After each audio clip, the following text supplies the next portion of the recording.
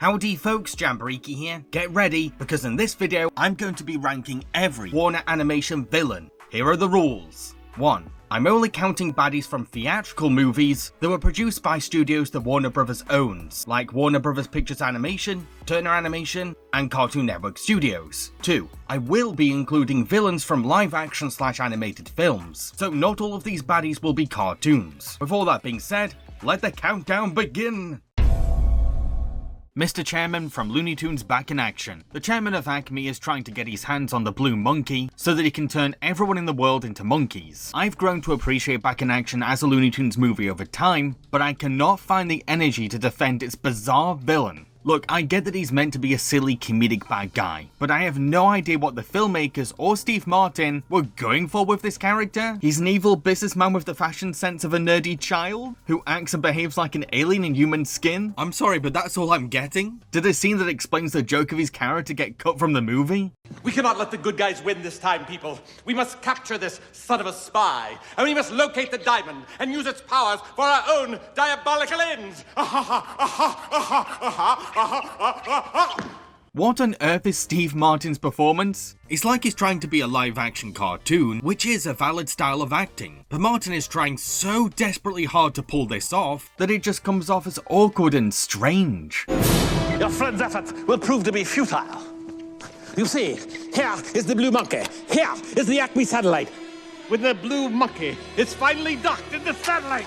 Mr. Chairman doesn't make me laugh because I don't know what he's going for. Look, I love Steve Martin. He's a comedy legend, but the 2000s were a bad time in his career. While it's intuitive of him to select the most violent Looney Tunes for his minions, it means that he spends a lot of the film standing around in his lair, where he just monologues about his plans, snaps orders at his minions, and makes painfully cringe flirts towards his only female staff member. And what is your name? Mary. Well, Mary. How'd you like to do a little kissing later? Yeah. That's what they all say at first. Yes, he does finally enter the field later on, under the devious disguise of Granny, but he only gets away with said disguise thanks to Looney Tunes logic, and the movie overkills the joke with its disguise within a disguise routine. And actually... Your father. Dad! Saw that one coming. This character is not only the worst thing about Looney Tunes Back in Action, it's also Steve Martin at his worst. It's just this embarrassingly misguided attempt at comedy that fails miserably. Lord Garmadon from the Lego Ninjago movie. When this warlord successfully takes over the city of Ninjago, his heroic son Lloyd fights back by unleashing a giant cat. But this just makes things worse. So Lloyd, his ninja friends, and Garmadon go on an adventure to find a solution, which leads to Lloyd and Garmadon bonding together. Garmadon is a bad-tempered but silly tyrant, with a lot of his humour stemming from being a tall, scary guy who happens to act childish. While I personally rarely find him to be funny, I can see why kids would giggle at his goofy nature. Look at this. This is one of my favorite things. I look like I'm making out with two people, don't I? I do also quite like his overall design. From his multiple limbs to his exceptional height, I can understand why he would make his minions quake in their boots, especially when he has a habit of punishing them for the tiniest of things. Do you want to be a follower or do you want to be a leader? Leader? How dare you? It's also kind of cool that, despite his daunting monster-like appearance, he's still a very skilled ninja, which might challenge audiences' perception of what a martial artist can look like. So why have I ranked him so low? Well, even though the film goes to extra lengths to show how cruel, malicious and tyrannical this guy is, it later decides to take the sympathetic villain route without ever earning it. Look, I get why a neglected kid like Lloyd would be eager to give his dad another chance, but I do not buy that a character written as evil can suddenly feel remorse as a father, even after a near-death experience. He's too far gone as a villain. Hey, Lloyd, look, let me show you how to fly this thing. Hands 10 and 2. I build and drive mechs all the time. I think I'm good. The icing on the cake is that for some strange reason, the movie decides that Lord Garmadon is just a misunderstood villain who has been unfairly forced into evil by an overjudging society, even though the film never hinted at that kind of backstory for him or showed him as a victim of prejudice. When people look at you, they see a monster. But I know that you just feel scared. They don't have a thought. Make the school bus dangle precariously over an overpass or something. I've never seen that before. You want a shot? You get a shot. No. Let's try on some moving targets. Well, this is actually also Lloyd can learn to be the ninja of peace with his dad. I'm sorry, but no child should have to prove that they're a peaceful person by forgiving their terrible parent. Victims of parental neglect or abuse don't owe their crappy mums or dads anything. Over time, I've grown to like the Lego Ninjago movie less and less and less on every new viewing, and now I downright hate it after realizing how badly they handled this villain. Not every bad guy in a movie needs to have a redemption arc. You can let your evil villains be evil. Hunter from Storks. Hunter is the boss of the internet delivery service cornerstore.com. He asks our hero Junior to fire the company's only human employee, Tulip. However, Junior and Tulip end up booting up the baby making machine and desperately try to deliver said baby to its parents before anyone finds out. Like a lot of evil businessmen villains, Hunter is very obsessed with profit and will always put money making first. He's also very well dressed and carries his luxury suit with style and class. He uses his narcissistic overconfidence to slyly butter up the less secure Junior by hanging a promotion over him. Means you are going to be named Boss.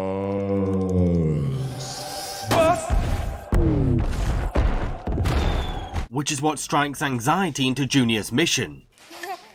Just call it the baby. Why are you so afraid of babies? Because this one single package could ruin everything I've worked towards my entire life. Hunter doesn't really get to do much for most of the film. When he does learn what's going on though, he very cleverly creates a fake house for the baby's parents so that he can trap Junior. However, this trick is kind of less impressive once Hunter himself mockingly points out the obviousness. How were you not suspicious?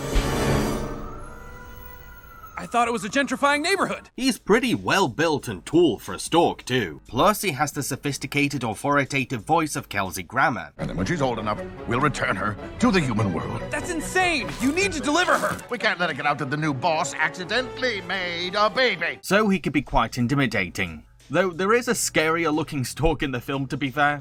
Oh, and in the finale, he gets his hands on a giant destructive machine, which makes him 10 times more imposing.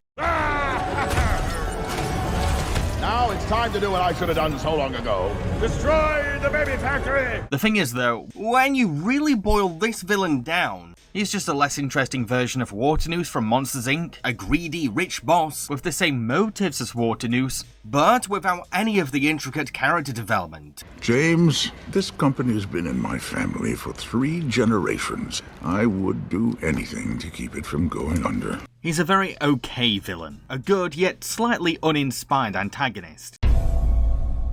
Schwack Hammer from Space Jam. When Mr. Schwack Hammer's theme park starts losing customers, he orders his minions, the Nerdlucks, to go kidnap the Looney Tunes. However, the Toons end up challenging these aliens to a game of basketball, so the Nerdlucks steal talents from famous NBA players and transform into the Monstars. Schwack Hammer is a sleazy, cigar-chomping tycoon who loves money so much that he'll put customer entitlement before anything and everything. Look at me and listen. The customer is always right. He's such a disgusting businessman that he sees the Looney Tunes and their sports star friend Michael Jordan as walking cash cows for his amusement park. They're not people to him, just potential money-fueling attractions. He'll sign autographs all day long and play one-on-one with the paying customers. Which is why Schwack Hammer's deal with Michael Jordan makes things very personal. Admittedly, a lot of his personality is carried by the charismatic and gravelly voice of character actor Danny DeVito. Crush 'em! And the talented animator's very expressive animation. As a villain in a basketball movie, I can't say that he makes for a particularly interesting rival. He doesn't really get to do much in the crowd or behind the scenes. When he's watching the game, he mainly just delivers stock reactions. Although this joke does get a laugh out of me. No way. We'll find someone. Whoa,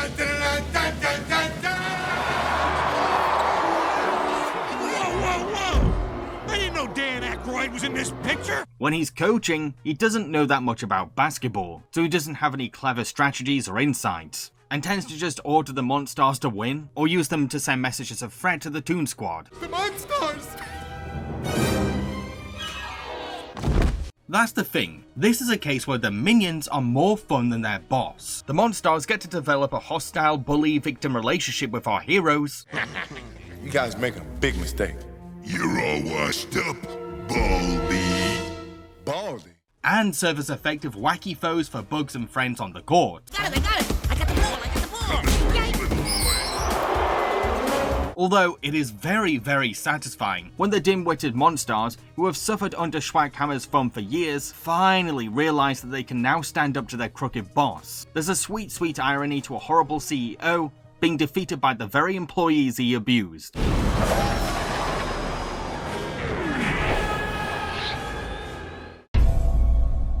Terren Mendoza from Tom and Jerry. When a struggling unemployed woman called Kayla steals someone's resume to get hired at a fancy hotel, the hotel's events manager, Terrence, becomes very suspicious of her and resents her cat Tom, who Kayla hired to get rid of Jerry the Mouse from the hotel before all the guests arrive for a big celebrity wedding. To be fair, it is kind of easy to side with Terrence at first, and even feel sorry for him. He's just trying to do his job, yet his idiot boss keeps giving this fraudulent woman constant passes. This is insane. I'm going insane right now. Well, you're certainly acting insane. Terrence also genuinely adores his job, is polite to his clients, and has this very admirable passionate love for the hotel that's sincere. What's this glass atrium? Oh wow, now that is something. It's one of a kind. However, he does have a jerky side too. He'll casually berate and belittle his staff, stereotype anyone younger than him, and show a poor temper. Terrence could have just done a quick background check on Kayla, or left the hotel with dignity, but the film wants to contrive conflict. So Terrence is forced into becoming a villain, just so the film can stretch Kayla's fake identity scheme into a feature-length plot. You look good. I figured out who you are. Who am I? You're one of those millennials that thinks they can get whatever they want, whenever they want, without working for it. It's Terrence's relationship with Tom and Jerry that's interesting though. When the cat and mouse duo end up in an animal shelter and Terrence happens to get fired at the same time, our villain cunningly sees them both separately so that he can take clever advantage of their rivalry. As you already know, I can only take one of you back to the hotel. Will it be the cat or the mouse? And he slimily knows what to whisper to Tom to ruin Kayla's big event day. No. What is Jerry doing here?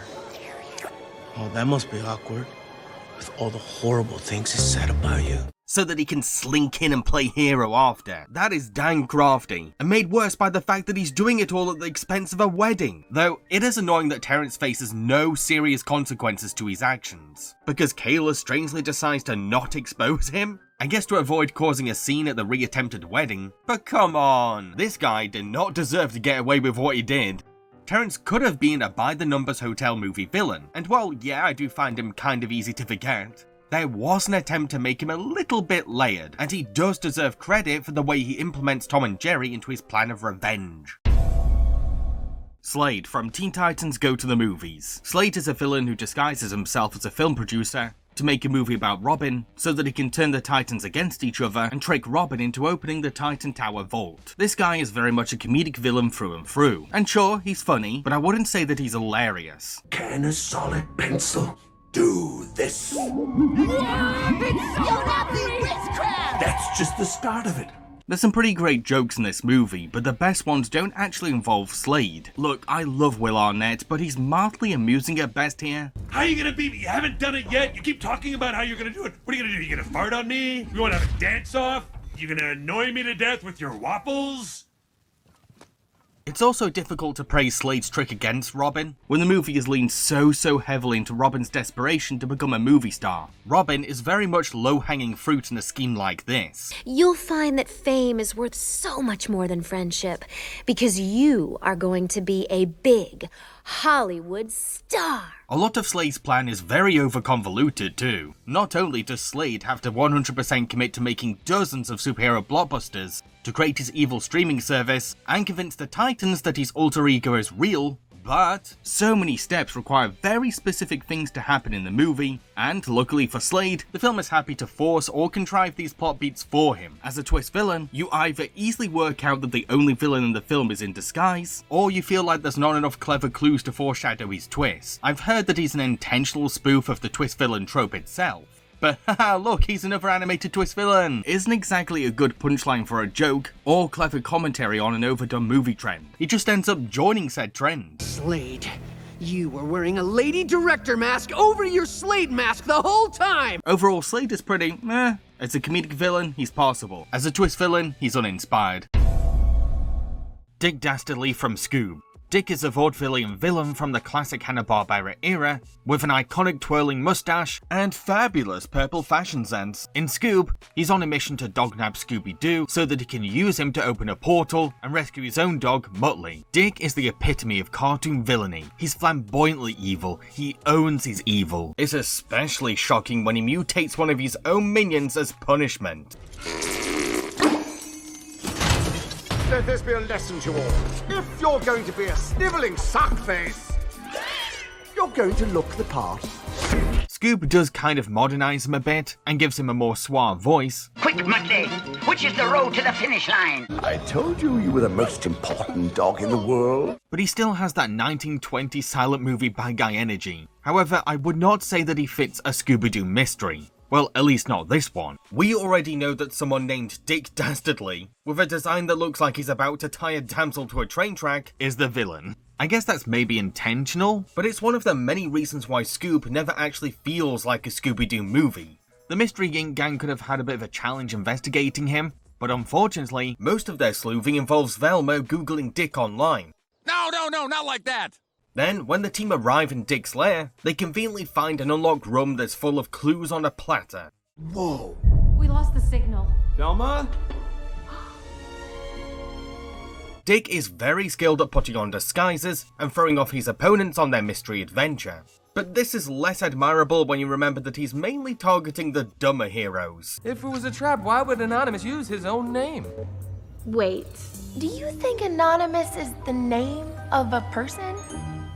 Oh, based on your tone of voice, I don't anymore. I think what's really lacking in Dick Dastardly, though, is his sidekick Muttley. Dick without Muttley is Laurel without Hardy. It's an iconic comedy duo that made for a winning formula. I merely turned the exit sign around.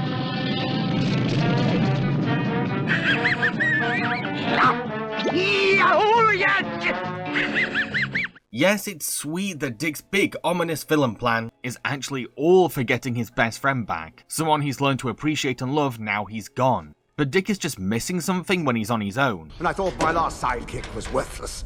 At least he had a backbone. Lord Ruber from Quest for Camelot. Lord Ruber is one of King Arthur's Knights of the Round Table, but he envies his majesty and his legendary sword Excalibur. After Ruber fails to steal the mighty blade, he scampers away. Years later, he tries again to steal the throne. Before anything, yes, it is very silly that this obvious-looking villain who makes his evil intentions very blatant. I've waited a long time for this day. What about my new land? Sir Ruber, always thinking of yourself. Is somehow one of Arthur's long-time loyal knights? It makes zero sense why Arthur even picked him. Anyway, on the surface, Ruber is quite an intimidating villain, from his spiky armor to his stocky build. He's also reached a disturbing stage of eye-twitching craziness, and weirdly carries his declining sanity with pride, which is rather unsettling. You're mad.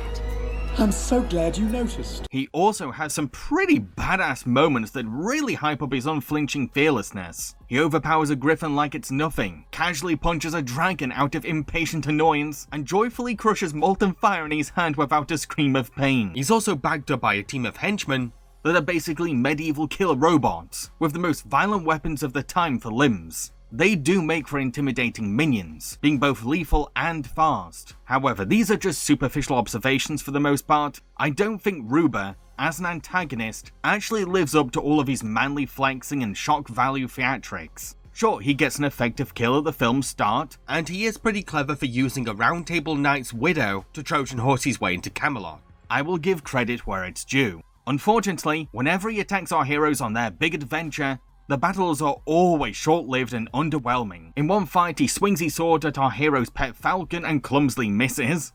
Then, hero Garrett uses his wooden stick to send him flying like a rag doll. In their second encounter, he's embarrassingly squished by an ogre's butt. Why build Ruber up as this nightmarish badass, but then have him be a complete circus clown when the action starts? He might as well have just been a comedic villain at this rate. Heck, one of the rare times he gets to actually lead the win in a one-on-one fight is when he takes on a heavily wounded and very tired King Arthur. You said everyone at this table was equal.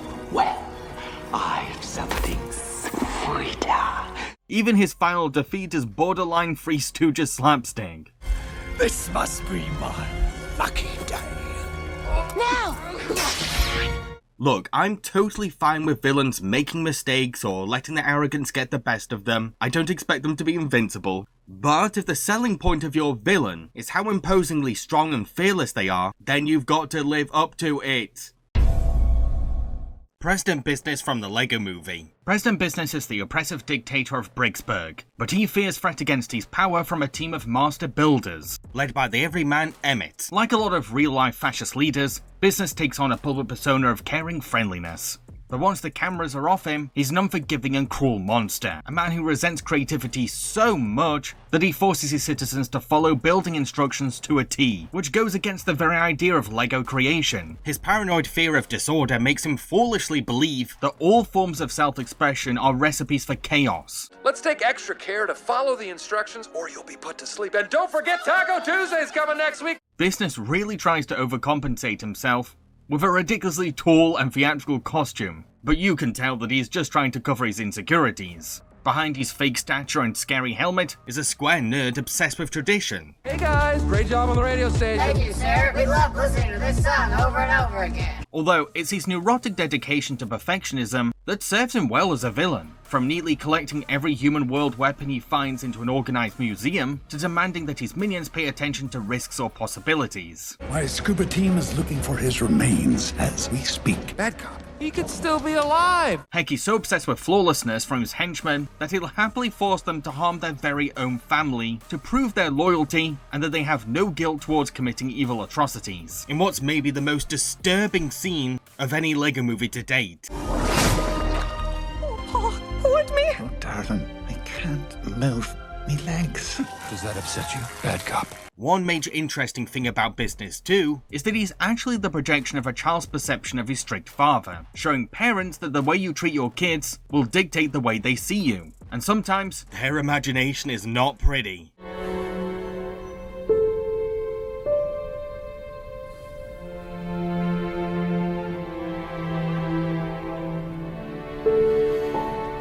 Like I've said in the past though, I am not happy with the resolution for this villain. Sure, it's great that he learns to embrace imagination and expression. It's about you. And you still can change everything. But Business does not deserve to keep his job and be a free man. Fascists belong in jail. Heck, Business doesn't even become a better leader after this film, because he's pretty awful as a president in the sequel too. Listen up. Everyone get along. Done!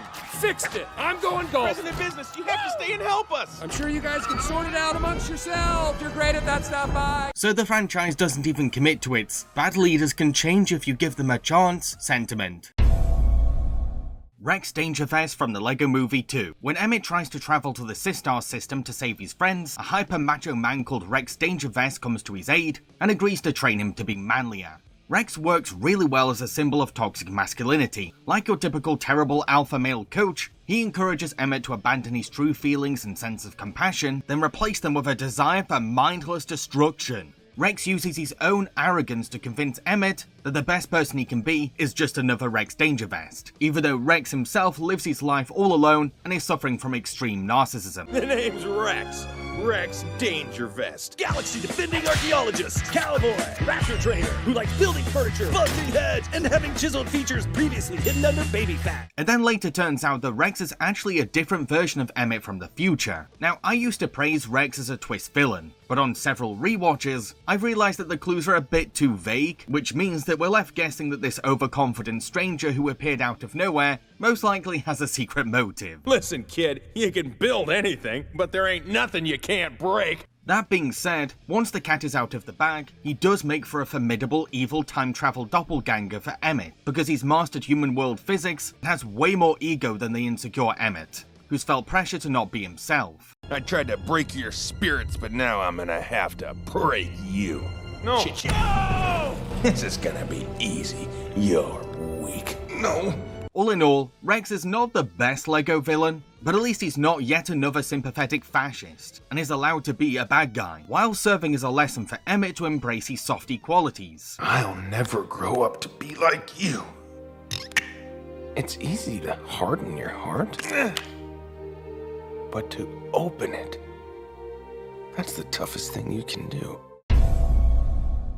ALG Rhythm from Space Jam: A New Legacy. This corporate AI mascot represents the algorithm of the Warner Bros. Library, but he feels very underappreciated by humanity. When basketball superstar LeBron James insults Owl's newest project, James is transported to the Warner Bros. Universe, where he has to team up with the Looney Tunes to beat Owl at a basketball video game that LeBron's own son, Dom, designed. To me, this film goes forwards and backwards as a sequel. It improves on some of the flatter and weaker aspects of the first Space Jam, but it also over-exaggerates the worst parts about the OG movie too. Luckily, I think that Owl is one of the stronger elements of the sequel. This is mainly thanks to a fantastically entertaining performance by a magnetically charismatic Don Cheadle. I am King ALG Rhythm.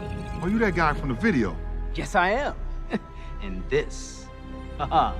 Oh, gentlemen, this is the Warner Brothers serververse. As overcrowded as this movie is, Cheadle's ALG still steals the limelight as sort of a dystopian game show host. Owl's love for showmanship can make the basketball game itself very unpredictable, because he loves to throw in twists and turns to create grandiose spectacle and retain audience attention.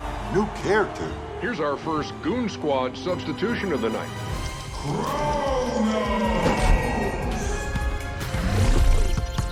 The fact that his vendetta towards LeBron is so strong that he grooms the sports legend's own son into resenting his father is quite disturbing, and very much a creepy level of stranger danger.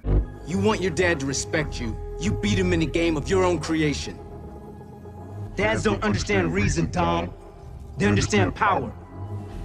You take the power. Oh, and Owl's threat to delete the Looney Tunes if they lose the game raises the stakes way more than the original Space Jam, because suddenly our beloved cartoons are at risk of death, all in the name of virtual basketball. However, Owl's basketball team are no monsters. They're weirdly uncanny valley creatures that are only defined by their video game gimmicks. None of them are particularly interesting as minions, and the relationship with Owl is barely there. I actually always forget that they're even in this film. Come here, bunny. Got you. Iverson. You could argue that Owl is more relevant than ever nowadays, as an exploration into the dark side of AI, which is a hot topic in the 2020s. But, let's be honest, he's not exactly an imaginative satire of exploitative artificial intelligence. Heck, he's a bit too literal. The first Space Jam, which happens to be about parasitic aliens stealing other people's talents, is a far more interesting metaphor for the AI technology debate, even if that wasn't the intent in the 90s. I got it.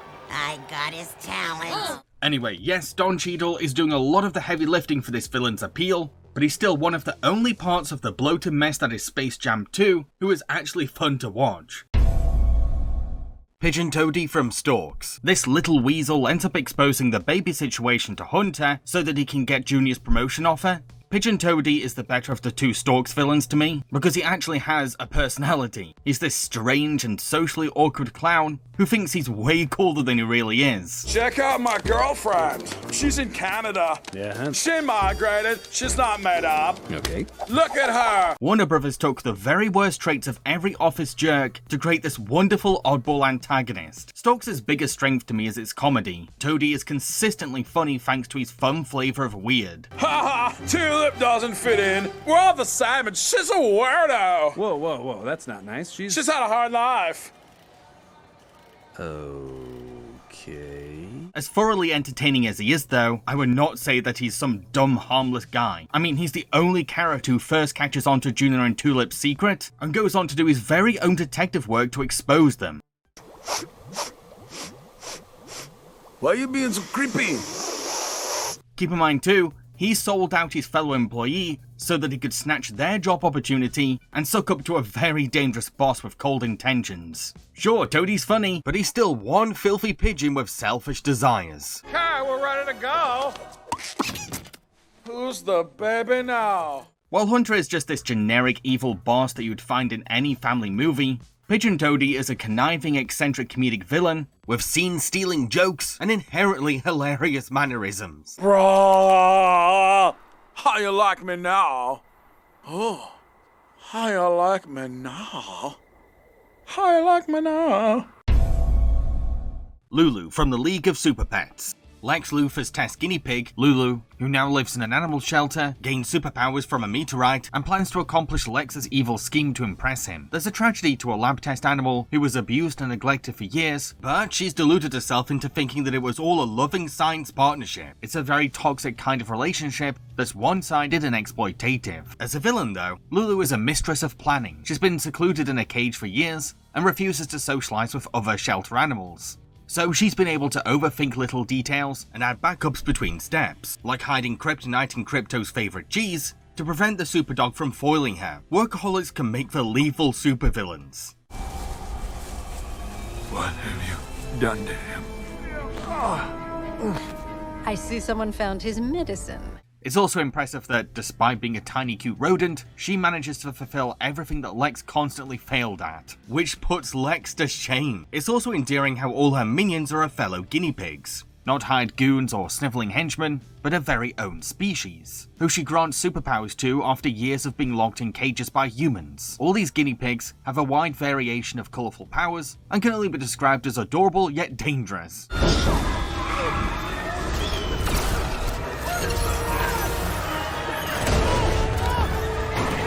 Once Lex betrays Lulu, she could have joined the heroic super pet side and accepted that she was a victim of scientific abuse. A redemption arc was handed to her on a platter despite her crimes, but refreshingly, the movie lets her embrace her evil. She decides to go even harder as a villain, revealing one of those many backup plans just in time. Oh, did I forget to mention my evil plans grand finale? In 28 minutes, the entire Justice League is gonna go kaboom. Lulu is a wittily dry and profoundly intelligent rodent who is the ideal antagonist for a superhero movie from the animal world's perspective. Risky move for a dog with no powers. Some would say heroic. I would say dumb. Mojo Jojo from the Powerpuff Girls movie. Mojo is the super intelligent lab monkey of Professor Utonium, but the professor has gone to raise his very own super daughters, the Powerpuff Girls. Sometime later, Mojo tricks the girls into helping him create an army of big brain monkeys. Mojo is really sly at using the Powerpuff Girls' naive innocence and strong empathy for outcasts to worm them into his scheme like pawns. He's great at playing up the idea that he's this lost soul who, like the girls, feels alone and rejected. I am in the same boat. Oh, and he knows exactly how to utilize the girls' superpowers as tools in his evil plan. There's a reason why he picked them as his victims of manipulation. Your powers are great. You just gotta believe in yourself. He also creates this uncle figure kind of relationship with the trio that works perfectly for his act, especially when he treats the kids to a zoo visit, which is actually a cover for the next step in his scheme.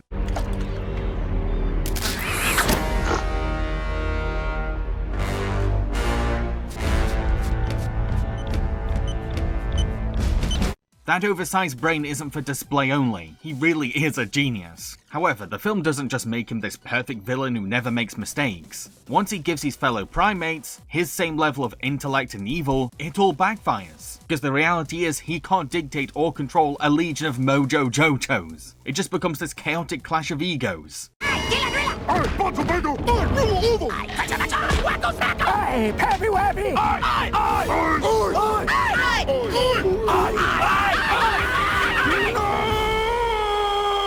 Saying this though, Mojo is still Mojo. He realizes his failure at this point, but stubbornly refuses to back out. Instead, he maniacally injects himself with more chemical X, in a move that not only helps him regain the power his fellow monkeys stole from him, but also turns him into something even scarier. An overpowered kaiju with Einstein-level IQ.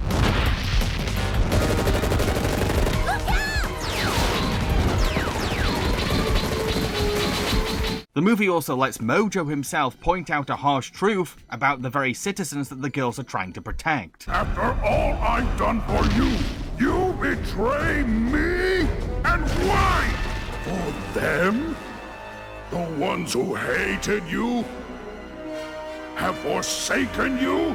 Mojo is evil, but he's allowed to be right about this very painful observation, because it tests the girl's morality. Just one criticism: Mojo was once Utonium's pet monkey, right? Yet the movie never really embraces the emotional meat of this backstory, which doesn't exactly ruin anything, but it is kind of a missed opportunity for fascinating character development. Mojo is still one of the best cartoon villains of all time though, and his dark movie origin story adds some weighty history to the franchise's biggest hero-villain rivalry. Lego Joker from the Lego Batman movie. When Batman refuses to call the Joker his greatest ever enemy, Joker tricks Batman into helping him unleash a legion of villains from the Phantom Zone. I have to say it, this is one of my top 5 favourite takes on the Joker. The film somehow makes this silly clown campier than ever. His flamboyance meter has been dialed up to max. I am afraid Captain Dale had to bail. I'm your new co-pilot, and I always come to work with a smile. He's also, strangely, the most vulnerable version of the Joker. Sure, he's still a dangerous man, and he commits some pretty big crimes in this film, but he's surprisingly sensitive compared to other Jokers, mainly regarding his feelings towards Batman. The film isn't even subtle about Joker's boy crush on Patsy this time. Their relationship in this film is like a parody of the weird romantic tension that often gets coded into a lot of hero and villain confrontations. And I'd say that I don't currently have a bad guy. I am fighting a few different people. What? I like to fight around. Okay, look, I'm fine with you fighting other people if you want to do that. While this is mainly played for laughs, Batman's refusal to say "I hate you" to the Joker naturally plays into Bruce's arc of learning to open up and express himself. Hate might be a negative feeling, but it's still a feeling. Do you realize that you have never once said the words, "I hate you, Joker"? It's Joker's obsession with Bruce that helps him to know the Caped Crusader's weakness, his inflated ego. You're not my greatest enemy, Joker. Okay, then send me to the Phantom Zone. Fine, I will. And prove I'm your greatest enemy. Once the Joker frees all the movie baddies, he puts them all to great use. Each one has a purpose in his apocalypse. Gremlins attack enemy planes, Kaiju destroy buildings, Voldemort transforms cops into fish, and Sauron looks over Gotham for security surveillance. Joker is chaos personified, but he is using strategy in this movie. Hey, SORA! Doesn't your flaming eye have a unique ability to peer through time and space? Well, I need to find Batman. Where's Homeboy's man cave? Jokes also makes Wayne Island his headquarters, which is very beneficial to him, because he can now use Batman's very own gadgets and vehicles against the Dark Detective himself. Oh, and look what else I found! Oh, your wonderful toys! In the film's ending, you could criticize Batman for giving Joker and friends a head start to escape, especially after everything the Clown Prince did, but come on, it's supposed to be a goofy spoof of cheesy Hollywood movie endings, and I'm sure that our heroes will still get these criminals back in their cells before the day ends. We're not just gonna let these criminals go, right? Come on, Commish, let's face it. Those guys are no match for the 4 of us. Kent Mansley from The Iron Giant. Kent is a government agent assigned to investigate strange reports coming from a rural town, a case that leads him down a giant metal man rabbit hole linked to local little boy Hogarth Hughes. Kent is, honest to earth, one of the funniest comedic villains ever. I will never tire of seeing this big-headed jerk facing mockery and failure. He's such a smarmy pain in the butt that we feel no pity for him at all. It's actually hilarious seeing him being given laxatives by a cheeky kid and expressively losing his temper over the dumbest things.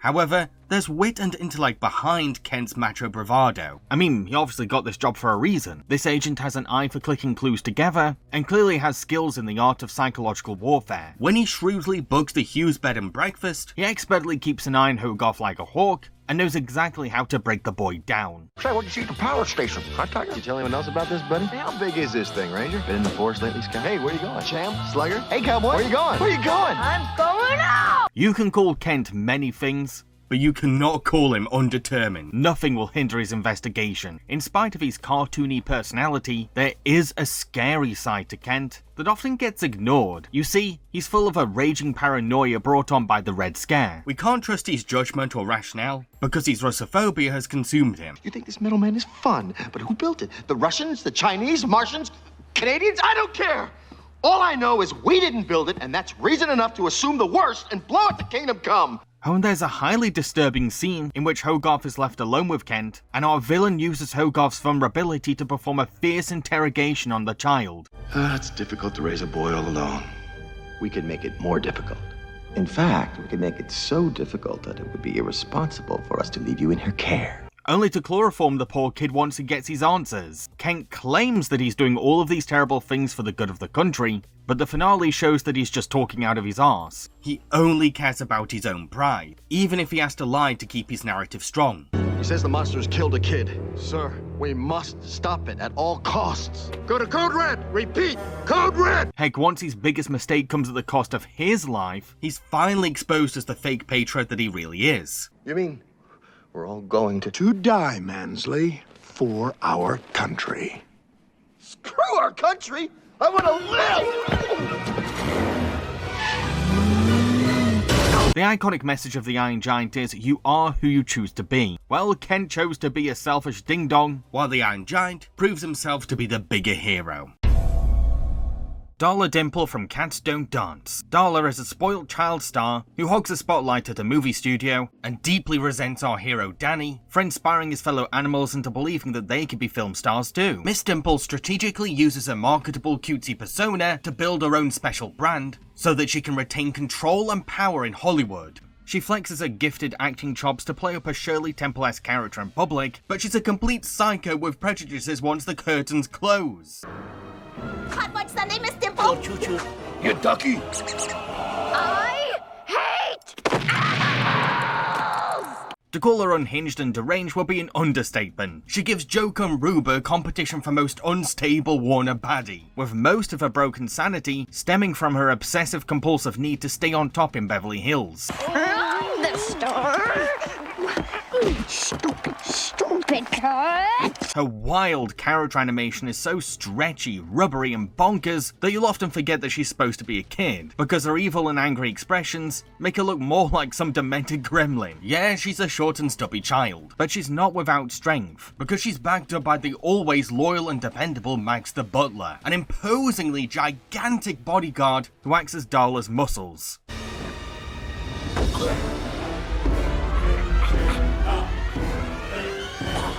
How does the kitty cat go? Meow. As crazy as she is though, she's also a master manipulator. Like I said, she's nailed her public persona perfectly, and it's this innocent character that helps her to take advantage of vulnerable animals, while also hinting at violent threat between the lines. It was terrible. Awful. Cruel. Inappropriately violent.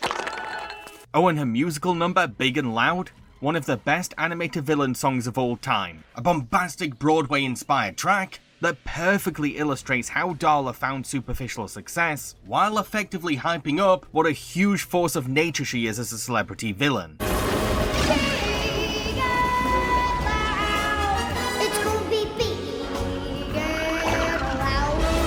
Darla is a cult Warner baddie who works eerily well as a dark, satirical caricature of real abusive Hollywood power stars. Singing and dancing animals! Frax from Osmosis Jones. Frax is a deadly virus that ends up in the unhealthy body of the middle-aged Frank. While inside, Frax plans to beat his time record for killing a human so that he can gain supreme infamy as a virus. This guy is one intense villain, with his piercing eyes, commanding presence, and unflinching self-confidence. Baby, you are looking fine today. He's also the most violent animated villain that Warner Animation's ever invented. Sure, the bloodshed isn't really blood, but for a PG-rated villain, his murderous hack and slashing is quite shocking to watch.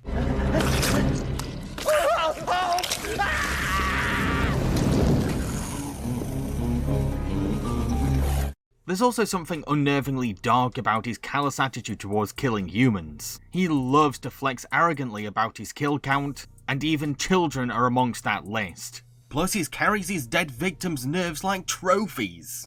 You see this? This here little DNA bead comes from a little girl in Riverside, California. Didn't like to wash her hands.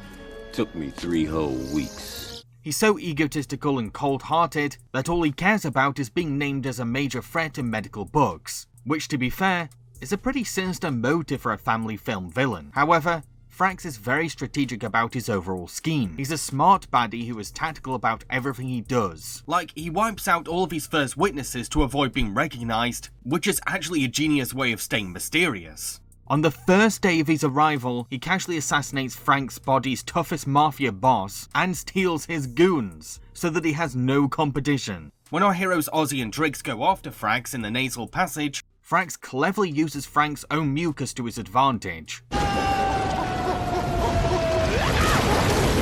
His idea to get rid of Frank's hypothalamus gland is a very efficient way of overheating Frank's body. He is not here to waste time. He's only here to beat his record out of cruelty and vanity. Oh, and Frank's fever creates this almost apocalyptic red-skied heat wave that gives our hero's world a sense of impending doom.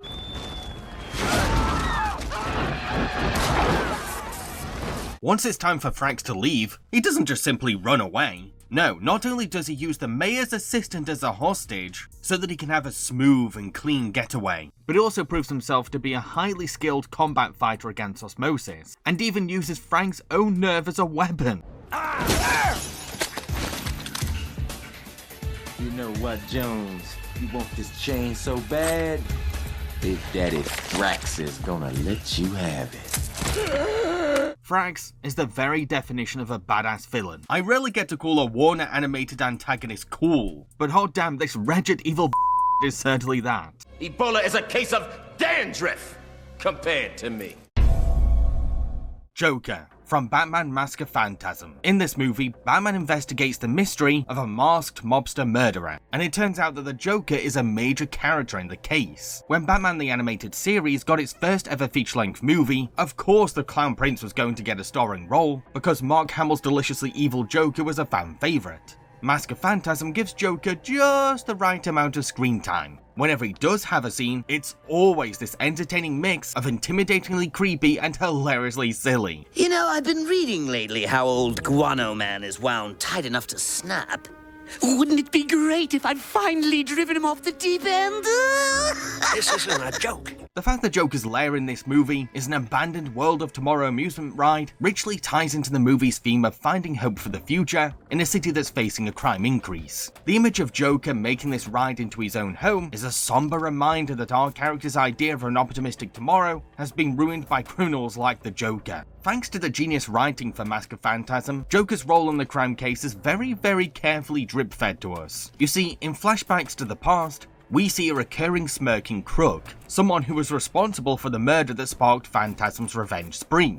He looks very familiar, but we can't be too sure yet, so it's all just a hunch at this point. Then, when Bruce does a little doodle on an old mobster photo, our suspicions are finally confirmed, and we feel like the movie gave us credit for guessing earlier. What's also great is that Joker himself gets the chance to unmask the Phantasm, and he cracks the truth around about the same time we do. The Clown Prince is a crazy nutjob, but he's still one of the smarter Batman villains. You're saying it's someone else? Yeah, someone who wouldn't mind seeing our old pals out of the way. In the climax, Joker is at long last given a chance to let his trademark destructive nature explode, as he serves as the final boss in this long, detailed investigation, all against the backdrop of a crumbling piece of Gotham nostalgia.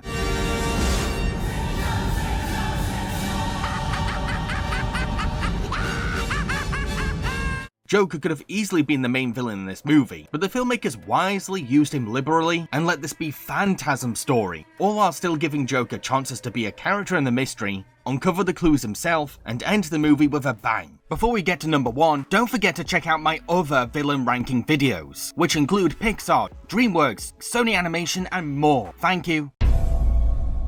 Phantasm, from Batman Mask of Phantasm. Phantasm is a masked vigilante who is killing off local Gotham mafia, and this movie is all about unmasking them. Phantasm's very aura screams death itself. They're like the Grim Reaper of Gotham, with the hollow-eyed skull mask, tattered hood cape, and scythe-like claw, plus they always make a smoky entrance before every kill to raise their victim's heart rate. There are several suspects that we can tie to Phantasm, and the film is great at toying with the possibility of each one. However, when you realise that Bruce's old flame, Andrea, has coincidentally returned to Gotham during the Phantasm's reign, our suspect radars start flashing, but with a little hesitance, because a part of us doesn't want to believe it's true. I'm sorry, Bruce. That's twice now I've come into your life and screwed it up. Much like with the Joker, this movie gives us one Phantasm puzzle building block at a time, and not everything we're told is the truth, leaving the audience to unravel this mystery at the exact same pace as our hero. There appears to be some chemical residue on the lawn. Could match the traces I found on the glass. What's fascinating about Phantasm 2 is how much they mirror Batman himself, a menacing caped figure who strikes fear into criminals. The similarities are so glaring that it's no wonder that authorities immediately suspect that Bruce is behind the mask. What do you mean you won't? You have to go after him! He didn't do it. It's garbage, Mr. Reeves. The Batman does not kill. The big reveal is so dang gut-wrenching. Andrea let the murder of her father send her on the same path as Bruce after he lost his parents, except she never introduced a no-killing rule, so she's essentially become the anti-Batman. We feel for Andrea's grief and pain, while having no sympathy for her despicable, rotten victims, but she's become desensitized to committing murder, and a mission for revenge has consumed her entire life. Not even Bruce can sway her away from this self-destructive and lonely path. But Andy, what will vengeance solve?